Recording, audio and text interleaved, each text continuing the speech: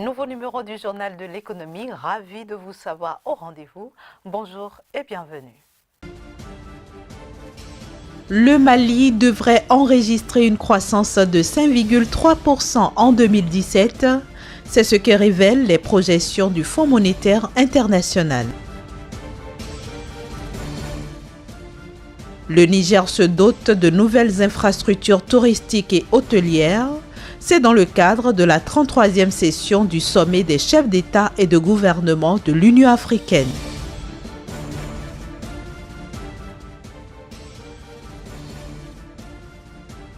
Enfin, nous irons au Togo où le projet national de promotion de l'entrepreneuriat rural a été évalué.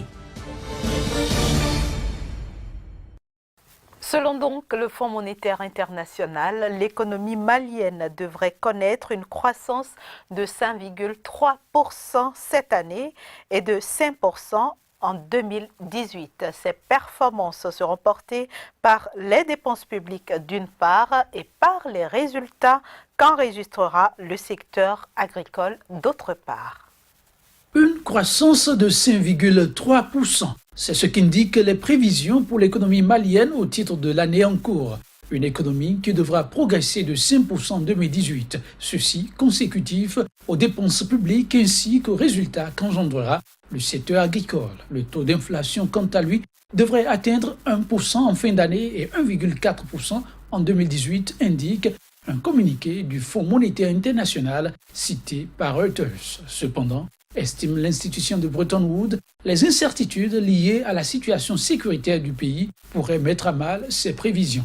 Le FMI indique également que les autorités maliennes ont réaffirmé leur engagement à réduire le déficit fiscal à 3% du produit intérieur brut du pays d'ici 2019, et ce, en accord avec la norme établie en la matière par l'UEMOA, l'Union économique et monétaire ouest-africaine. En croit Tao Tsang, le directeur général adjoint du FMI, la loi des finances 2017 tient compte de cet objectif tout en satisfaisant aussi les besoins urgents sur le plan des dépenses liées à l'accord de paix et à la sécurité.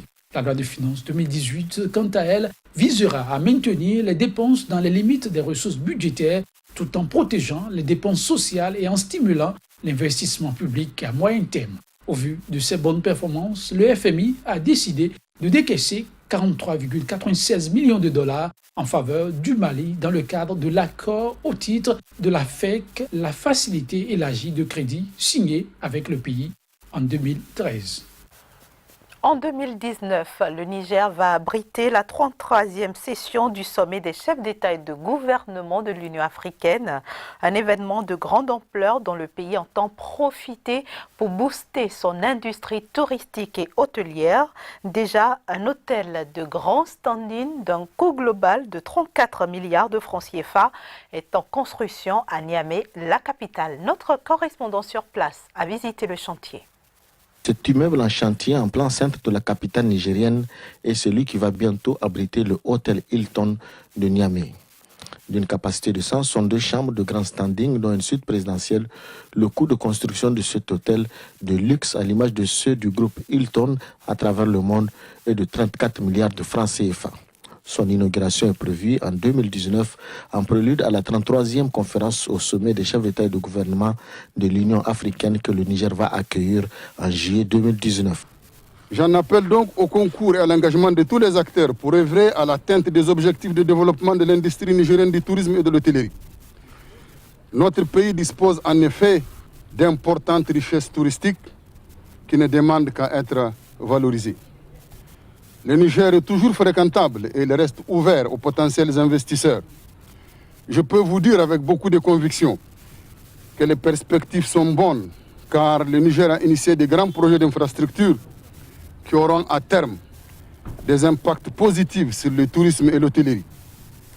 Parce qu'ils vont permettre l'amélioration des réseaux routiers, l'accès à l'énergie, la sécurité des aéroports, le renouvellement du parc automobile, des transports publics ainsi que la construction d'un nombre important d'hôtels. Tour à tour, les représentants d'Hilton Afrique et le vice-président du groupe ont remercié les autorités nigériennes qui ont donné l'opportunité au groupe Hilton de s'installer au Niger.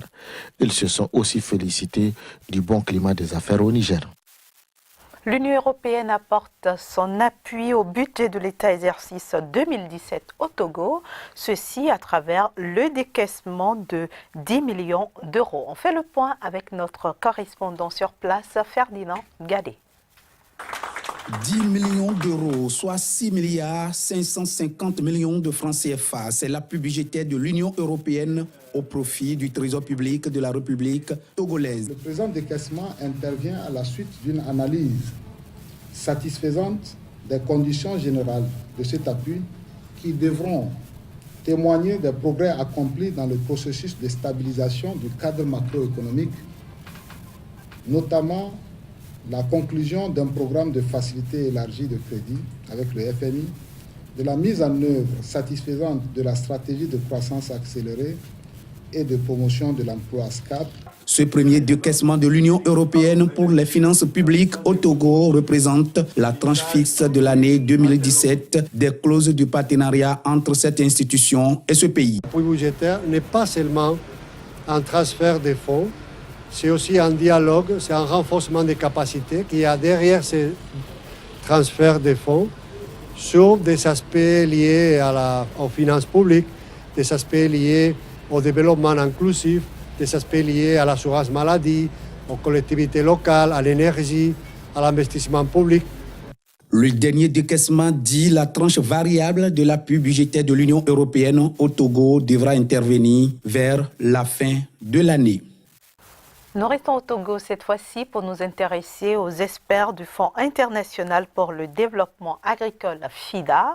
Ils ont, avec le gouvernement togolais, évalué à mi-parcours le projet national de promotion de l'entrepreneuriat rural. Ce projet, lancé en 2014 et qui est censé durer 6 ans, rencontre quelques difficultés dans sa mise en œuvre.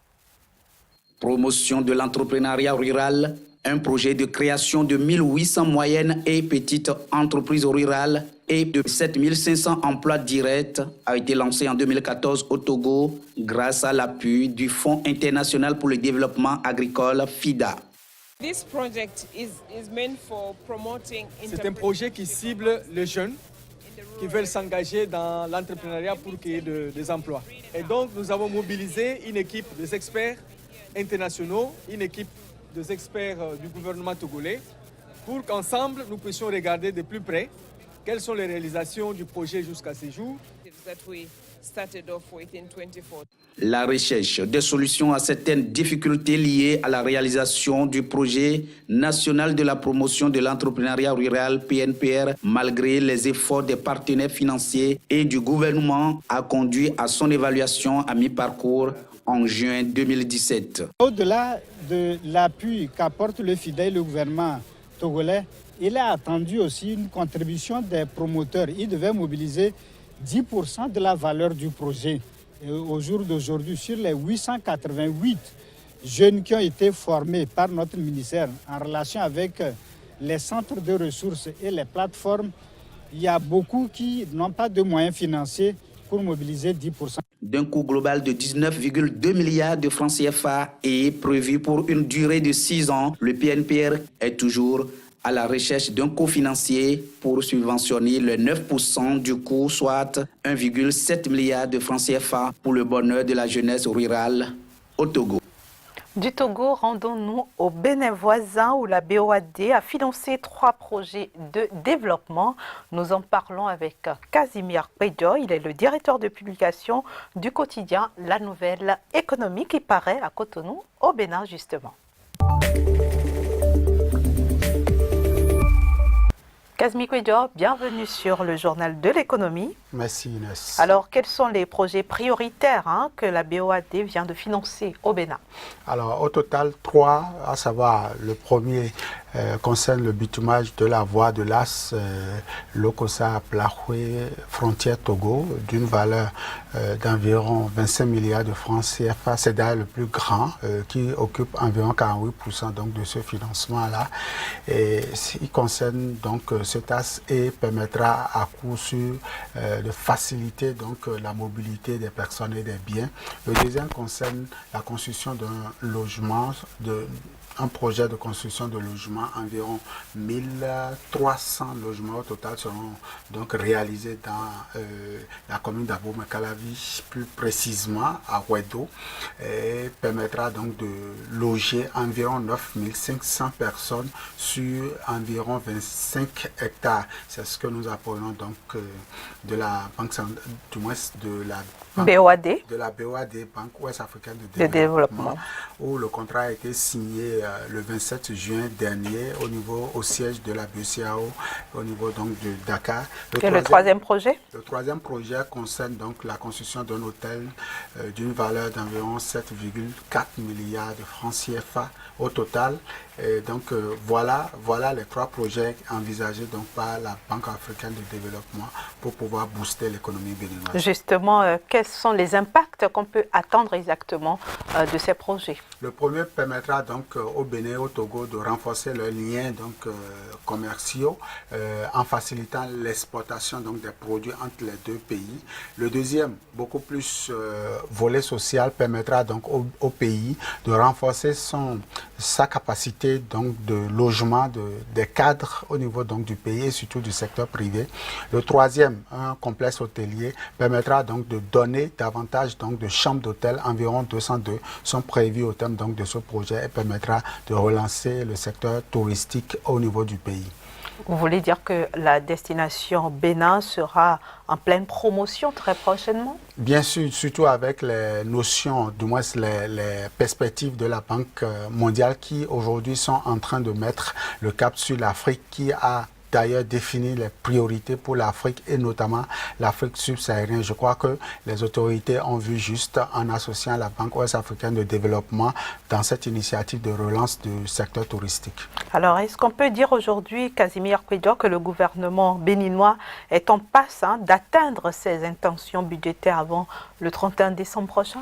C'est un peu difficile de le dire parce qu'à la date du 30 juin 2017, le gouvernement n'a pas pu atteindre les 50% donc de sa performance. Tout compte fait, les partenaires techniques et financiers font davantage confiance donc au programme d'action du gouvernement qui d'ailleurs est en ce moment en cours de réalisation au pays et donc on croise les doigts, certainement que de bonnes nouvelles seront d'ici à là portées à l'intention des Béninois pour relancer donc son économie. Casimir Kouédio, une dernière question. La BOAD intervient au Bénin comme dans les autres pays de la sous-région ouest africaine. Qu'est-ce qui justifie justement cette présence de cette banque dans ces pays? Déjà hier, nous avons cité le Sénégal qui avait déjà de très bonnes performances en termes de gestion. Il y a le Bénin également qui s'affiche de plus en plus comme un pays à qui on peut faire confiance grâce à sa solvabilité. Il y a d'autres pays comme la Côte d'Ivoire qui sont donc les locomotives. Il y a de petits pays comme le Niger, tout à l'heure l'élément l'a montré, où c'est des pays qui aspirent de plus en plus à l'émergence économique et donc la Banque ouest africaine de développement accompagne ces initiatives en offrant davantage, en multipliant donc leurs interventions dans ces pays-là. Et ce qui porte d'ailleurs à plus de 4600 milliards de francs CFA, son intention budgétaire à vouloir accompagner les programmes et projets de renforcement donc de l'économie de ces pays-là. Merci beaucoup Casimir Kouédio, ce sera tout pour aujourd'hui. On se donne rendez-vous demain dans une nouvelle édition du Journal de l'économie. Toujours avec le même plaisir. Chers amis téléspectateurs, vous l'aurez compris, nous sommes déjà à la fin. Et oui, le temps passe si vite sur le Journal de l'économie. Retrouvez-nous donc demain dans une nouvelle édition.